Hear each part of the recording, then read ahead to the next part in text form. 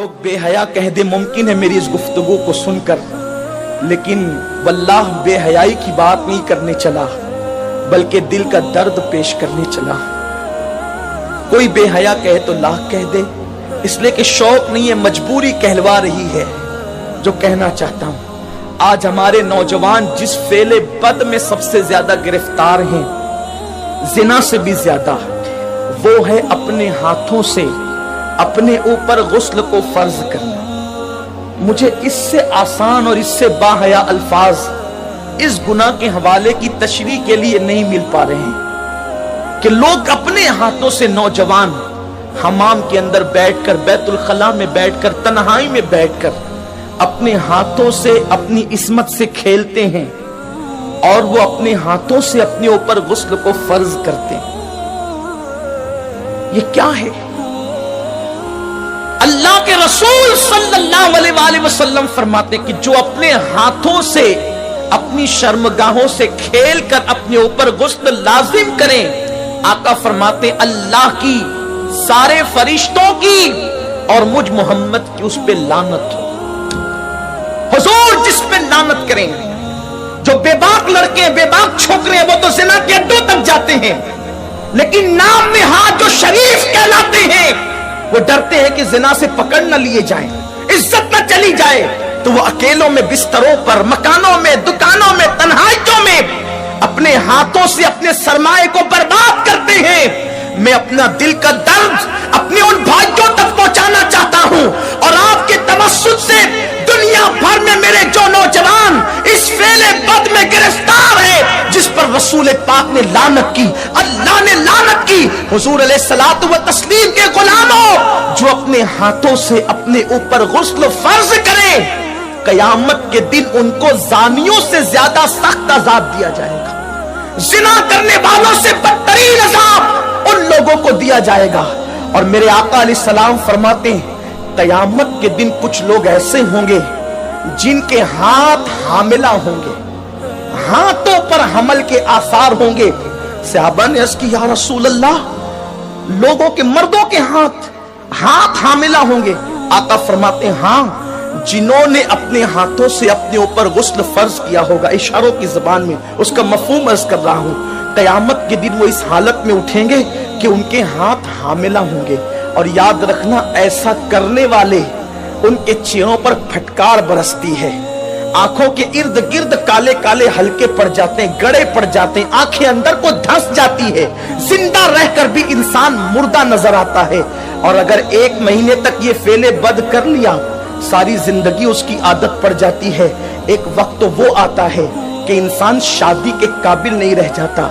जब माँ बाप शादी का प्लान पेश करते हैं, इधर मुंह छुपा रहा है, उधर मुंह छुपा रहा है, गोया कि अपनी जिंदगी को तबाह कर चुका है, बर्बाद कर चुका है। सुन्नी दावत इस्लामी के इज्तिमा में आने वालों, वक्त के इख्तिसार को मलहूज रखते हुए बस इतना पैगाम आपको दे दूं, अगर आज से पहले किसी ने अपने हाथों अपने ऊपर गुस्ल फर्ज करके हुजूर की लानत मोल ली है, अल्लाह उसके रसूल की लानत का वो शिकार हुआ है, अल्लाह अकबर, तो वो आज इस सुन्नी इज्तिमा में सच्ची तौबा करे। इसलिए कि तौबा इंसान की जिंदगी को बदल देती है। ये तौबा ही है जिसने फुज़ैल इब्न अयास को औलिया का ताजदार बनाया। ये तौबा ही है जिसने बिश्र हाफी को बगदाद के मैखाने से निकालकर काबे का मुजावर बनाया और 2 लाख हदीसों का हाफिज बना दिया। ये तौबा ही है जो इंसान को बहुत बुलंद मर्तबे तक ले जाती है।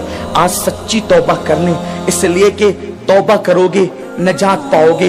एक हदीस पाक का खुलासा इख्तिसार से और अपनी गुफ्तगू तमाम करूं, जब भी ऐसे गुनाह करने को दिल चाहे तो उस वक्त इतना सोचना कि अल्लाह देख रहा है। अगर ये सोच करके गुनाह छोड़ दिया तो जिंदगी कामयाब है। मेरे आका अलैहिस्सलाम ने इस हदीस को, अब्दुल्ला इब्न उमर कहते हैं, मेरा बचपना था, कमोबेश 7 मरतबा मैंने हुजूर से ये हदीस सुनी है। आका फरमाते हैं, किफ्ल नाम का बनी इसराइल में एक शख्स था, एक जवान था, गुनाह करना उसकी आदत थी। एक मरतबा एक लड़की को पैसों की जरूरत थी, मोहल्ले में किसी ने नहीं दिया, सैकड़ों की जरूरत थी, उसने हजारों दे दिए। लड़की ने शुक्राने के तौर पे उसे देखा, उसने लड़की को कहा, एक काम करो, मैंने इतने पैसे दिए हैं, इसके बदले में कुछ नहीं चाहता, बस इतना चाहता हूं کہ تم میرے گھر چل کر تھوڑی دیر بیٹھ جاؤ اور مجھ سے کچھ باتیں کر لو۔ لڑکی چلی گئی، اس نے ساری کھڑکیاں اور دروازے بند کر دیے اور لڑکی کے ساتھ بیٹھ کر باتیں کرنے لگا۔ جب کھسک کر کے آگے گیا تو لڑکی کے بدن پر کپ کپی طاری ہو گئی، وہ اٹھ کر کھڑی ہو گئی۔ اس نے پوچھا، اے لڑکی، تیری مدد کسی نے تو نہیں کی؟ پھر آخر اس کھڑکی دروازوں کے بند ہونے کے بعد تو کس سے ڈرتی ہے؟ تو لڑکی نے جواب دیا کہ کوئی نہیں دیکھ رہا ہے، کفل تو نے 1000 بار ایسے کام کیے ہوں گے، لیکن آج سے پہلے میں نے ایسے کوئی کام نہیں کیا۔ مجھے ڈر لگتا ہے اگر قیامت میں میرا اللہ مجھ سے پوچھے گا تو نے یہ گناہ کیوں کیا، تو میں رب کی بارگاہ میں جواب دینے کی طاقت کہاں سے لاؤں گی؟ میں اللہ کو جواب نہیں دے سکتی، اس لیے میں ڈر رہی ہوں، وہ مجھے دیکھ رہا ہے۔ کفل نے کہا، اگر وہ دیکھ رہا ہے تو تو یہاں سے چلی جا۔ لڑکی چلی گئی، ادھر لڑکی گھر سے باہر نکلی، ادھر موت کا فرشتہ گھر میں داخل ہوا، کفل کی روح نکالی۔ اللہ اکبر! یعنی اگر کفل گناہ سے نہ بچتا تو کس حالت میں اس کو موت آتی، ذرا سوچیں۔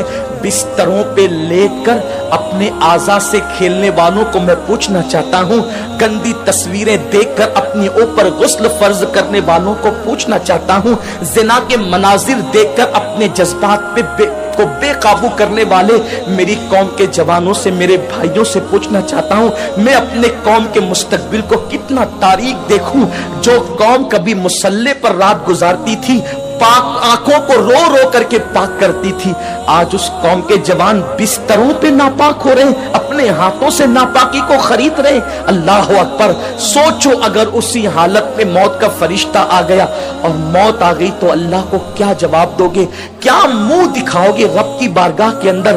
اللہ اکبر! کفل جیسی وہ لڑکی گھر سے باہر نکلی، موت کا فرشتہ آیا، کفل کی روح نکالی اور کفل مر گیا۔ جنگل کی آگ کی طرح یہ بات پھیل گئی پورے محلے میں، کفل مر گیا، مر گیا، مر گیا۔ کچھ عابدان اور زاہدان نے خشک نے باتیں کی، اتنا پاپی تھا، پتہ نہیں اس کا منہ کیسا ہو گیا ہوگا۔ ایسے میں کسی نے کہا، کچھ بھی تھا لیکن کلمہ پڑھنے والا تھا، اس کی میت میں جانا تو پڑے گا۔ جب لوگ اس کی میت میں گئے تو اس کے گھر پر قدرتی قلم سے لکھا ہوا تھا کہ کفل اللہ سے ڈر کر ایک گناہ سے بچ گیا، اللہ نے اس کی ساری زندگی کے گناہوں کی مغفرت فرما۔ آؤ ہم بھی سچے دل سے توبہ کر لیں، رب کو منا لیں۔ زندگی کا کوئی بھروسہ نہیں، اور اتنے بڑے اجتماع میں آئے ہو، میں تو بس اتنا کہتا ہوں، یہاں سے جاؤ تو یہ عزم لے کر جاؤ، انشاءاللہ نہ گناہ کریں گے نہ گناہ کرنے دیں گے۔ اپنے علاقوں میں جا کر سنی دعوت اسلامی کی شاخیں قائم کریں گے، برکات شریعت کا درس دیں گے، اجتماعات کریں گے تاکہ ہمارے نوجوان گناہوں سے بچ سکے۔ ممکن ہے اپنی فغاں سے چند لوگ ہی بچ جائیں تو یہی اپنے لیے نجات کو کافی ہے۔ اللہ تبارک و تعالیٰ سے دعا ہے، میرا اللہ مجھے آپ سب کو عمل کی توفیق دے۔